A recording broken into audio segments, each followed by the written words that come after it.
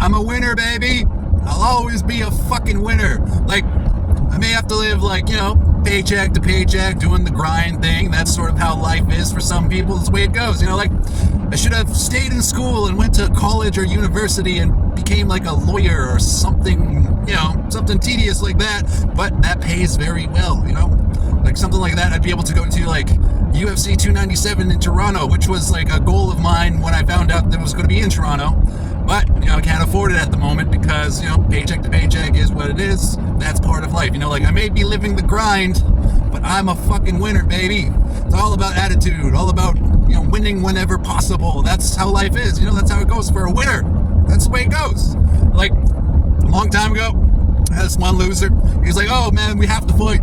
We have to fight. I was like, okay. So I fought him, broke his fucking nose, then he charged me. That's a loser thing to do, man. Fucking threaten somebody and then charge them afterwards. Or, like I had another fucking loser threaten me. And he was like, oh, I'm going to beat the piss out of you and throw you around. And then when I was like, okay, well, let's bleed together, motherfucker. Let's bleed together. I'll fucking taste your blood. I don't give a shit. Let's do this. Yeah! And then he was like, my baby mama doesn't want me fighting, dude. I'll fucking pick up the phone and call somebody on you and shit like that. Of course, that's Osterbitch. That's the way Osterbitch is. He's a fucking lahu zaher. That's the way it goes with those fucking people, man. I realize that I'm a fucking winner and I have all these people coming up against me because they're either envious of something that I am in like regards to like quality of how I live my life and approach it, or they're jealous of something and shit like that. It's always like that. It's always been like that for when people have threatened me and shit like that. When people dislike me, it's always over a quality that they just don't have or that they can't understand, in regards to that. So I'll just keep on doing my winning thing, man. I'm a fucking winner. It's the way it goes, like I'm a little bit of a, unusual guy, unorthodox, but I mean, that's part of being a winner, man. I'm a lone wolf alpha, that's the way it goes. So what I've noticed though, out of like the people that create drama for me, like there are those fucking losers like that I just fucking explained about. And then there are the women that love me. The women that love me always create drama for me in one way or another. That's sort of what this video, why I have to get this off my chest, why I'm making this video in the first fucking place. Like with Barbara, for example, it was like, okay, I need some money from you, Darren, more or less. I mean, she created drama in like the wrong kind of way, when it's like I would have given her money like freely. You know what I mean? Like, she didn't have to, like, do any, like, court shit or anything like that. We could have just been buds and, like, I would have given her money anyways. But I realized Barbara can't deal with me because her feelings are still strong for me, man, in that one way. Like I know she loves me for Drayton. That'll never change. I love her for Drayton as well. That's just sort of how it goes when your parents, you love that other parent for the child. Kind of think, oh, thank you for giving me Drayton. Like, that's the way she loves me now. Now, the reason she can't deal with me is there's too much of a spark there, man. Whenever we're in the same room together, it's like, you remember that time? I remember that time. Oh yeah, you know what I mean? Like, so it's just like that. There's a spark there. So we can't co-parent because of the fact that, there's just too much of a spark when we're in the same room together and all that stuff. It's too real. Like, I am her first family ever that she decided to have on purpose, and her promise was like, oh, I'll always want my family together, stuff like that. But she has created that drama for me with that whole like, oh yeah, I need some money from you. Let's do this. But I gave her some money this year, whatever. I'll give her some money next year. All that shit. Like, that all works out, whatever. I'm not mad at her for that.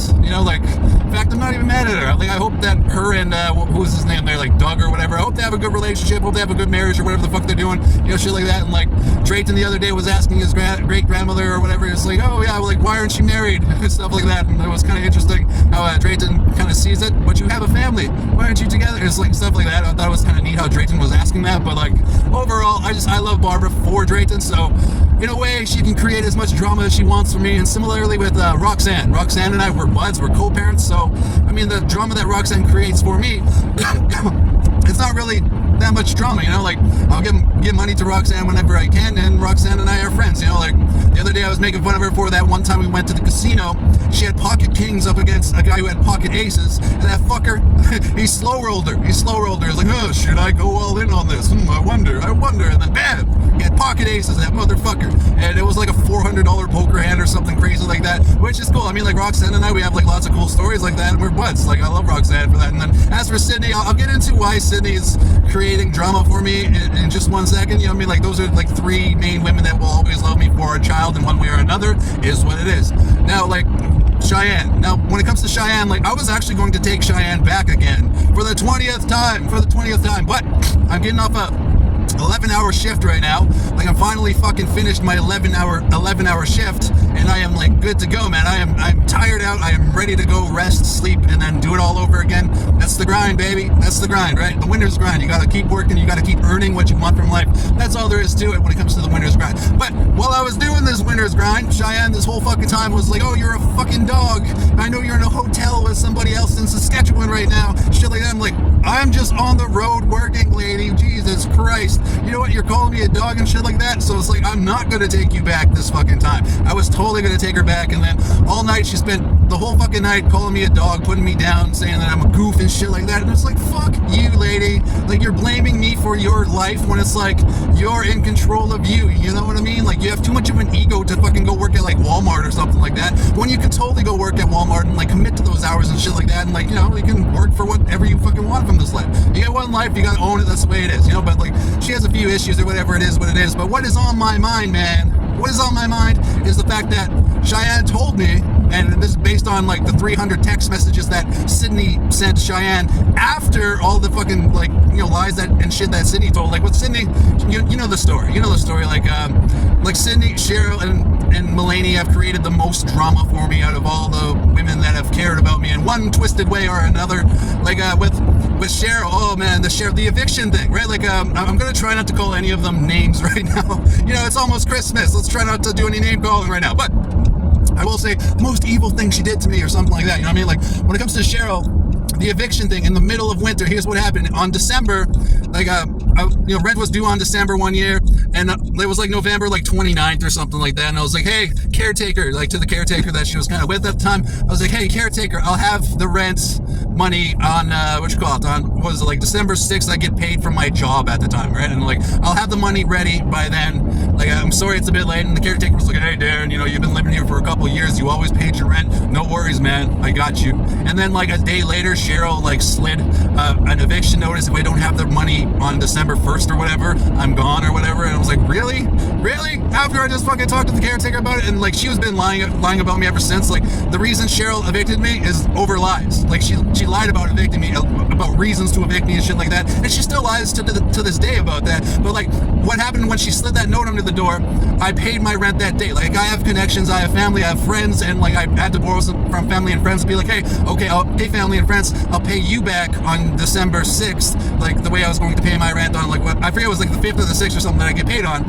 And you know, they ended up lending me the money to pay the rent. And as soon as I paid the rent that same day that Cheryl slid that note under my door, if you don't have the rent money in like 2 days, you're out of here on December 1st or something like that, right? And like legally, I think you're supposed to give them like at least like 4 or 5 days after, you know, December 1st to pay the rent or whatever. But she did that unfairly, and that same day she slid that note under my door, I paid the rent off, and that pissed her off, man. Oh, did that ever piss her off that I paid the rent when she thought that I wasn't able to, you know, use my resources. I'm a resourceful guy, you know, I have connections too. It's just the way it goes. But that pissed her off, right?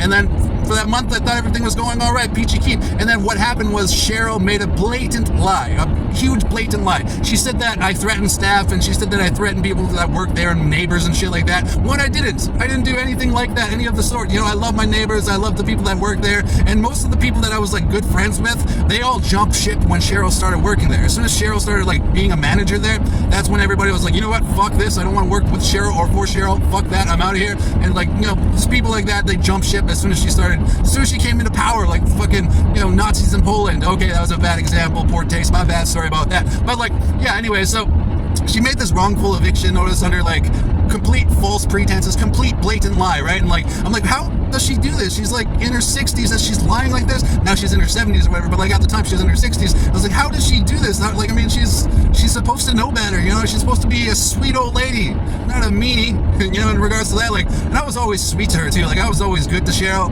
And like, I mean, up until like she 180'd and turned into like a mean person to me.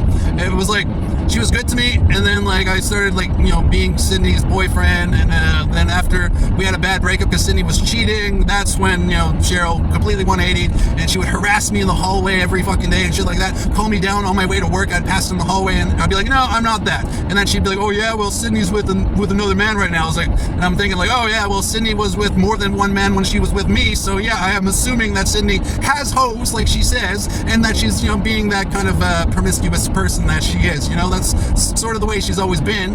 And, I just figured like that was like the worst thing anybody has ever done to me on one level. But I will say this about Cheryl, like Cheryl's genetics go into Cameron and my genetics go into Cameron. Now right there, that is a tough person right there if she is raised the right way. Like what good thing I can say about Cheryl is that she's so spiteful. She's so spiteful that it translates to me as somebody who is passionate.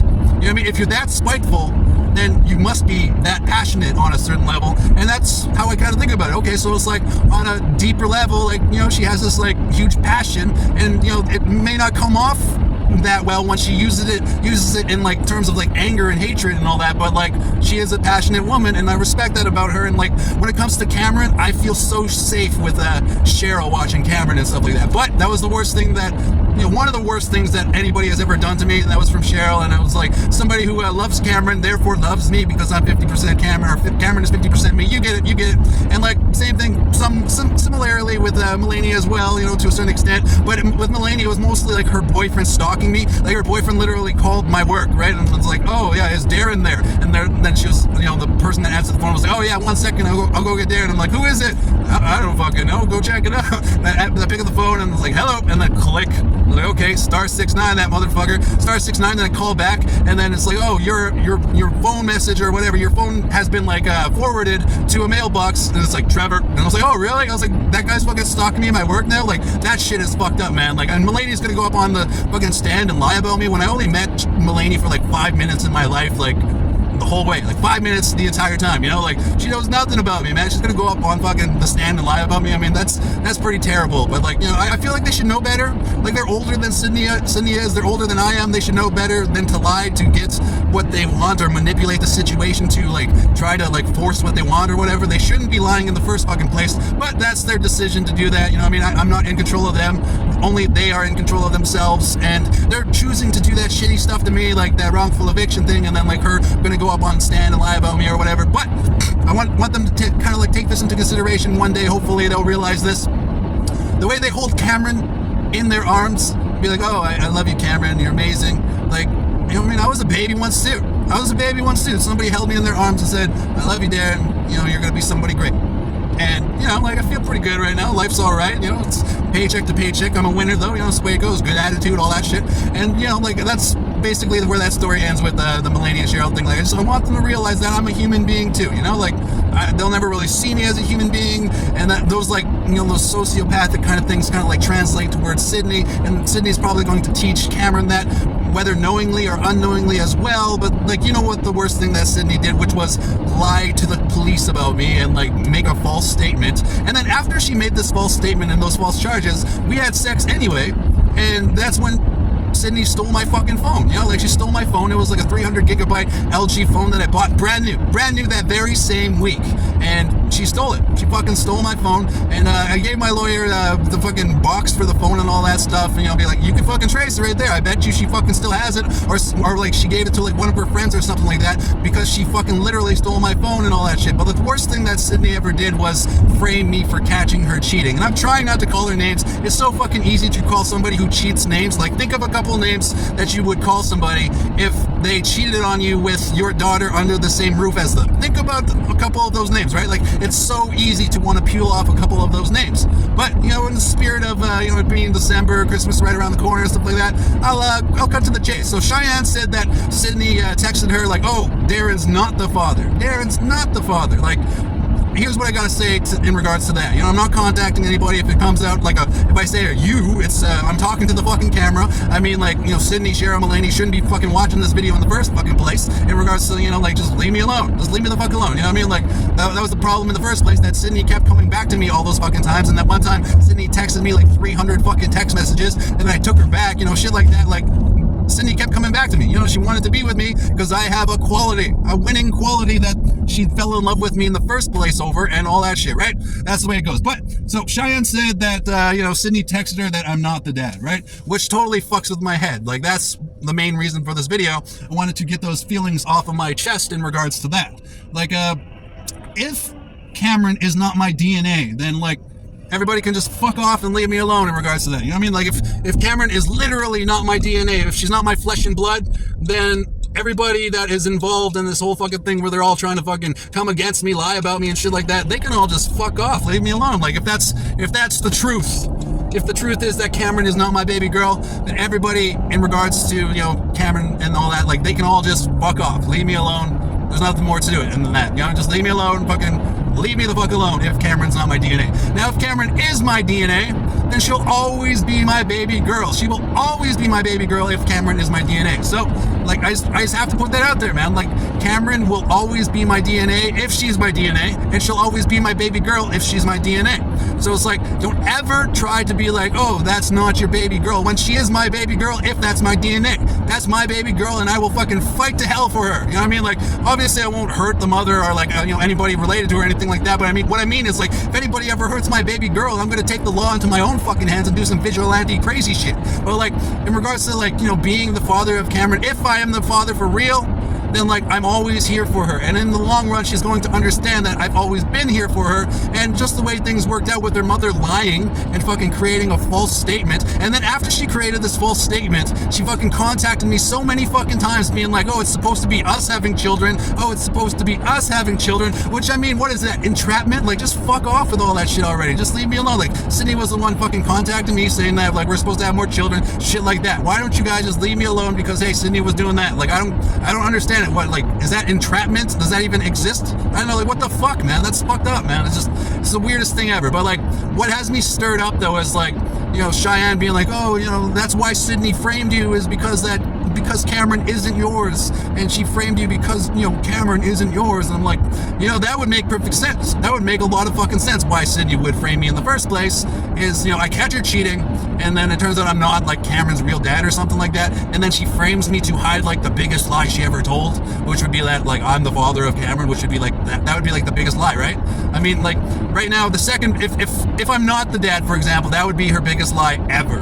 Now, the second biggest lie would be, if I'm not the father, would be her lying to the police and lying to the Crown in the first place, when it was her contacting me, when it was her fucking with my head, being like, hey, we're supposed to have more babies and shit like that. I'm like, yeah, well, I mean, I wanted to marry you and we were engaged and you were cheating like I want to say a name calling thing right there, but I'm not going to call her a name. But like, my point is, like, it has me disturbed thinking that like, oh, like, Sydney's telling Cheyenne that I'm not the dad and things like that, and like the way they're trying to play it like that, it's like, no, fuck off. If I'm the dad, then accept the fact that, hey, Sydney and I had a baby together. We are always going to be joined that way by destiny, and like, it was Sydney who destroyed our family. It was Sydney who betrayed our family. I was the one who was loyal. I was the one who was faithful. I was the one who was good to her. And every time Sydney would pick up the phone and call me and be like, hey, Darren, you want to come over and fuck? Yeah, hell yeah, let's do this. We fucked like every fucking day, and like, it was one of those things where she was always like banging somebody else at night or some shit like that. It was something gross like that, right? So it's like,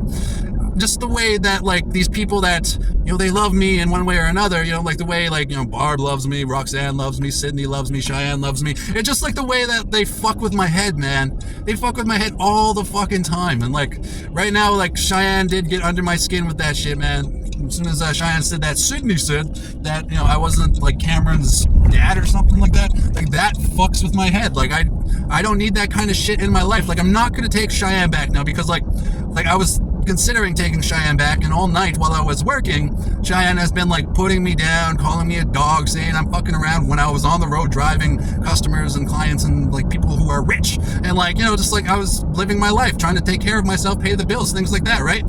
And like, all night she's been calling me a dog, calling me all those fucking names and shit like that. And I'm just like, I'm like, I'm not taking you back this time. Like, I was gonna take her back the 20th time, like a crazy person.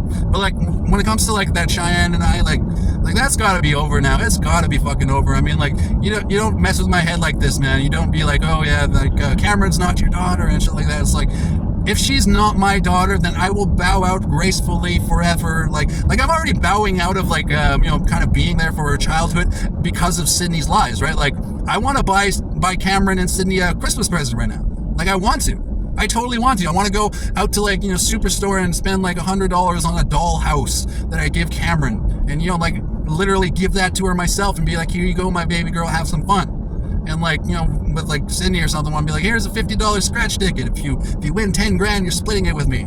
Like shit like that. I want to do something cool like that, but I can't because of Sydney's fucking lies, man. That totally, like, that fucks with my head. That fucks with Cameron's life in general. And like, it's just one of those things, man. Like, I guess maybe the lesson you can learn from this fucking video is don't lie like Sydney does. Don't lie like Melanie and Cheryl do. Just, like, don't. It's not going to get you anywhere in the long run, and it totally fucks up people's lives. Like, when Cheryl lied to evict me, like, that fucked my life up just for a couple days. But I'm resourceful enough that, like, you already had a place to go, like, when, like, in case of that fallback thing. Like, that first month she slid that eviction notice under my door after I told the caretaker I would pay on, like, the 5th or the 6th there. It was one of those things where it's like she didn't have to fucking do that, like, when she knows that I've been a good tenant and all that shit, but she did it anyway out of spite, right? Like, that's her level of passion. Her level of passion is, like, it's very focused on spite.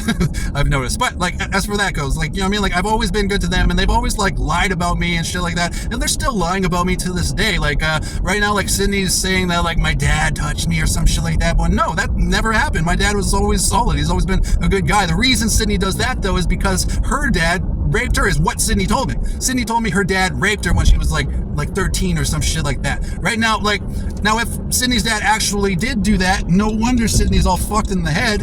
And then if Sydney's dad didn't do that, then that just means that Sydney is a fucking pathological liar, in regards to that. And like, all those lies and shit like that, like, those affect real fucking people, real fucking lives. And it's just like, stop lying! Stop fucking lying. I mean, like, you're old enough to be accountable for, like, what the shit you say and be responsible for, like, the things that you have to do, or, like, like, just don't fucking lie anymore. That's sort of like what I kind of wanted to share to a certain extent. Like, I don't really know how to say it, but it has set me on edge here, just thinking, like, like, maybe Cheyenne's right. Maybe Cheyenne is right that Sydney did say that Cameron is not my daughter, and that would make the most sense. That would make the most sense for why Sydney would frame me and betray me in such a way, and like, she betrayed Cameron.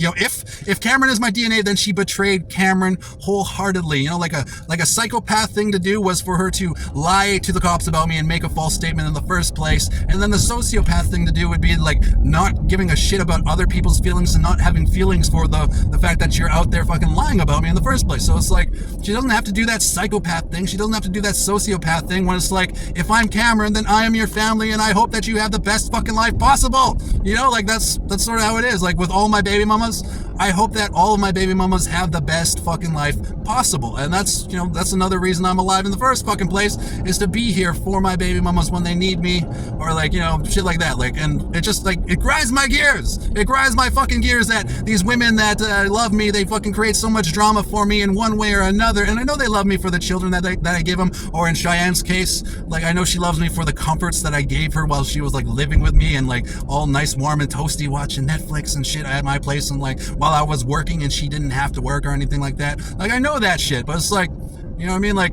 in regards to, like, Cheyenne and I, like, I can just cut that right off right now. Like, I am staying away from Cheyenne as best I can. Like, I mean, the way she told me that, like, Cameron is not my daughter is what Sydney says and all that shit. It's like, no, fuck you. You don't fuck with my head that much. And at the same time, when I was thinking about taking her back, again, for the 20th time, she's, like, calling me a dog and stuff like that. When it's like, like, I'm just working, lady. I'm just making a living, trying to do what I can to take care of myself. I don't need that kind of shit in my life. So, like, this video has a couple of reasons. Number one reason, don't fucking lie about people, man. It fucking messes up people's lives. It affects people's real lives and shit like that. It's just not cool to do that. So, like, when it comes to, like, living your real fucking life, don't fucking lie about anybody. It's just not worth it. Like, I learned when I was a kid not to fucking lie, because it always builds up and it snowballs. Like, the way, for example, like, Sydney and I have a bunch of fucking bullshit court because she was contacting me saying that I should have more babies with her and shit like that. And no wonder, it's like fucking entrapment bullshit right there. But I mean, like, all that shit, like, that all snowballed from her lie, which was to be like, oh yeah, Darren's such a bad guy and blah blah blah and shit like that. The way she framed me because I caught her cheating, right? Like,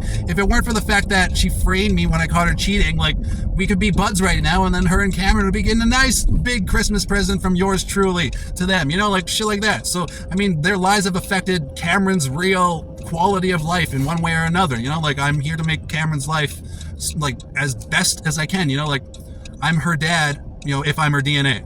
if I'm her DNA, I will always be her dad, and like her mother's lies affected the quality of, our daughter's life. That's fucked up. So that's number one. You know what I mean? Don't lie. That's not cool. That's not a thing. And, number two reason, these people, like, they come against me because they're fucking losers that, like, not my baby mamas are winners. They picked me. We're good. Like, but, like, all those people, they're just jealous and shit like that. Something that I got in my life or something that I am in my life, and they can never get that quality that they're so envious of. Like, I'm a winner with a good attitude, and you can't stop me, man. Like, I'm one of those guys, like, I'm the man, as far as that goes. Now, like, as far as like, oh, you're so full of yourself, it's like, hey, if I'm full of myself, like, who the fuck else should I be full of, right? If I'm full of myself, at least it's me. At least I'm being honest about myself and who I am as a person. If you think that I'm being full of myself, then it's like, maybe I'm triggering something in you that has sort of an insecurity that you're sort of reflecting onto me, and that has nothing to do with me. You know what I mean? Like, why don't you fucking believe in yourself enough that maybe you sound full of yourself? Like, fuck off. So yeah, that's part number two. And then part number three is like, these women that love me, even though they create drama for me, like, I'm throwing out Cheyenne now. I'm like done with Cheyenne. Like, I threw her out of my apartment, and like, I'm done with her bullshit. Like, her calling me a dog when I was thinking about taking her back and shit like that. Like, that kind of stuff, it just doesn't float. It doesn't go over well. It's not one of those things that I need to commit to. I don't need to commit to somebody who's going to put me down if I don't let her get her way and stuff like that. So Cheyenne is gone from my life, and you know what? She's going to be an enemy now, like, because that's how she acts, right? If I don't let her have her way, she acts like a fucking enemy towards me. So like, I know how she's going to act now. She's going to be calling me down, putting me down, but it was her. It was all her. I told her not to fucking call me that. I was like, you call me that shit again, and we're fucking breaking up. And I fucking broke up with her after she fucking called me that shit that I told her not to fucking call me. Stuff like that. So it's like, I'm a pretty honest and genuine human being, and I treat people with as much respect as they treat me as often as possible, because, that's how I've been raised. Like, I got good parents. They raised me right. They raised me to tell the truth, be a good person, stuff like that. So it's like, that's the way it goes. So like, that's my other point there. It's like, always somebody who loves me that's fucking with my head. It's crazy, man. It's crazy. But I guess let's end on a high note. Parked now. I love you, Barb. I love you, Drayton. I love you, Roxanne. I love you, Lavina. Of course I love Sydney and I love Cameron. I'll always love Sydney and Cameron if Cameron is my DNA. I hope she's my DNA. After all this fucking time, all the fucking trouble and the hoops I've been jumping through. But if she's not my DNA, then they can just fuck off and, like, just let me live my life. Like, if I'm not Cameron's DNA, or like, vice versa, if Cameron's not my DNA or whatever, then fuck off, leave me alone. But like, if I am the DNA though, it's like, in one way or another, somewhere down the line, like, Cameron and I will reconnect, and we will reunite, and we will be, we'll be buds. Take her to like the Barbie movie or something like that. Like, I got high hopes for all of my children, and if Cameron is my DNA, I have high hopes for her too, and I hope to, teach her as best as I can in one way or another. And I hope that the bad qualities of, like, the way Cheryl lies and Mulaney lies and the way Sydney lies, I hope that doesn't affect Cameron too much. Like, I hope she learns from the way they lie, opposed to picking up those character traits of being a liar the way they are. The way, like, Sydney framed me, the way Cheryl wrongfully evicted me, lies about me to this day, shit like that. Like, the way they do that, like, I hope that Cameron is never a big liar, pants on fire like them, in regards to that. But yeah, say like Al Pacino, liar, pants on fire. I can't do it. But like, that's how you're supposed to do an Al Pacino impression. You say something childish, but the last word loud. Yeah. But anyways, okay. I gotta get this shift over with here. I worked a nice 11-hour shift, and now I'm ready to finish up and go home. But yeah, like, I love the women that love me. I love my family and friends. And like, I love my children who are also my family, right? And I'll always be connected to Barbara through Drayton. I'll always be connected to Roxanne through Lavina. I'll always be connected to Sydney, Mulaney, Cheryl through Cameron, if Cameron is mine. And for Cheyenne to be like, oh, Cameron isn't yours and shit like that, even though she said that Sydney said that, it's still like, just fuck off. Don't fuck with my head anymore. Leave me alone, lady. I'm just trying to live my life and, like, earn what I want from this life, and, keep a positive attitude. If you have a positive attitude, you can do anything with this life. Anything you want to achieve and earn in this life, if you have a good attitude, it'll be that much easier to achieve and that much easier to, get to that level that you're trying to earn it. When you're trying to earn it all, you gotta have a good attitude, or else, life will eat you alive, So take care of yourselves, do what you can to get ahead in life, and, really, earn it and own it. Like, if you're honest, then, you don't have to worry about remembering anything false. Like, if you're truthful, then you know, like you'll have a better life overall. You know what I mean? Like you should live life in a way that everybody's watching. And like, how would you act when everybody's watching, right? So it's like, you wouldn't put a certain, like, you know, like, I don't know, a certain race of people or something like that. You wouldn't put them down in front of those people. So it's like, why would you put them down in the first place, just as an example? Or like, you know, like you wouldn't call certain people names and shit like that if they were around you at a certain time or whatever. So it's like, why would you be like that? So it's like, just live honestly, you know, like the way I've spoken in these videos, like I'm living honestly. Like I'll tell everybody this shit to their fucking faces. Like that's the way I've always been, you know, like open and honest. And that's what, you know, this channel is supposed to be, you know, for disclaimer purposes, this is just entertainment only. But like ultimately it's me sharing myself genuinely through my life experiences and what the shit that people put me through and all that stuff, and how I approach it or how I've handled it, and like, you know, things like that. So it's like, that's all it is, you know, it's just me being me. And like, when it comes to like a one-on-one conversation with people, I don't talk like this constantly, like the way I'm talking into a camera right now, you know, basically entertaining any audience of, you know, anybody who wants to fucking watch in the first place. But like, you know, like I'm a good guy, and nobody should fuck with me, you know, like I'm a good guy because, you know, like I've always been a good guy, you know, I'm honest, trustworthy, and like in regards to like anybody who fucks with me, I know how to fuck with them right back, even more than that, you know, like I'm one of those guys who has a good bright side and like a real dark side, you know, like a real dark side. Like, you know what I mean? Like if you fuck with me, I'll show you the dark side. But if you're my bud and my friend, then I'm hoping the best for you, the best for me, the best for everyone involved. And, you know, like that's all there is to it. You know, I'm a brave, strong motherfucker. And, you know, anything life throws my way, I'll handle it in the best tactical way possible.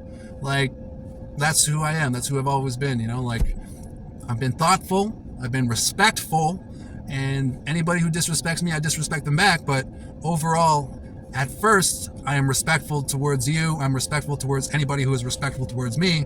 And I treat people how they treat me. That's ultimately how I live my life. But is Cameron my daughter? I don't know. Now it's fucking with my head even more after Cheyenne said that she's not. But if Cameron is my daughter, I'll love her forever. She'll always be my baby girl.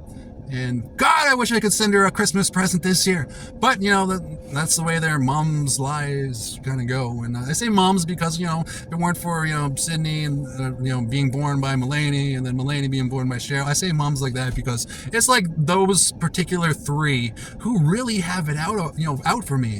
When it's like, all I did was like give them Cameron. Like, you know, like all I did was give them Cameron, and then I gave Sydney my trust, my loyalty, and all that stuff. I gave her everything that she asked me for and said yes to marrying her. And then Sydney betrayed me.